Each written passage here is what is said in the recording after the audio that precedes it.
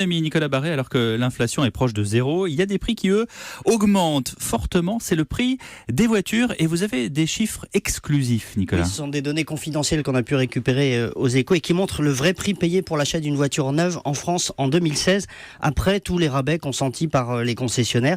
Et on arrive, figurez-vous, à un prix moyen de 24 300 €. C'est une hausse de 4,5% par rapport à l'année précédente. C'est 4 000 € de plus qu'il y a 10 ans et 10 000 € de plus qu'il y a 20 ans.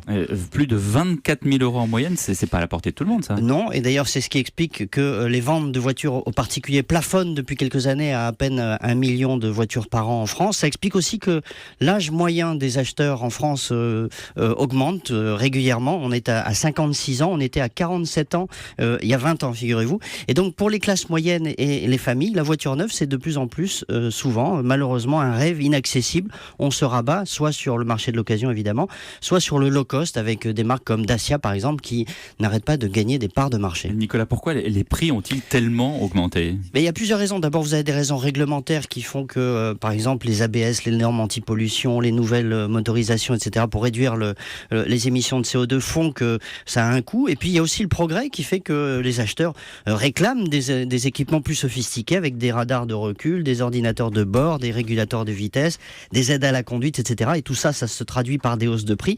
Les voitures d'aujourd'hui ne sont pas évidemment celles d'il y a 10 ou 20 ans, technologiquement. C'est particulièrement vrai d'ailleurs sur le haut de gamme, puisque les prix ont augmenté de 18% en 10 ans, justement parce que ces modèles sont infiniment plus sophistiqués qu'à l'époque. Et donc au fond, vous avez un marché aujourd'hui de plus en plus segmenté entre le luxe, le rêve, et parfois inaccessible d'un côté, et puis de l'autre, le low cost et l'occasion. Merci Nicolas Barré, directeur de la rédaction des Échos, et merci à vous David Doucan. Europe 1, il est 7h46.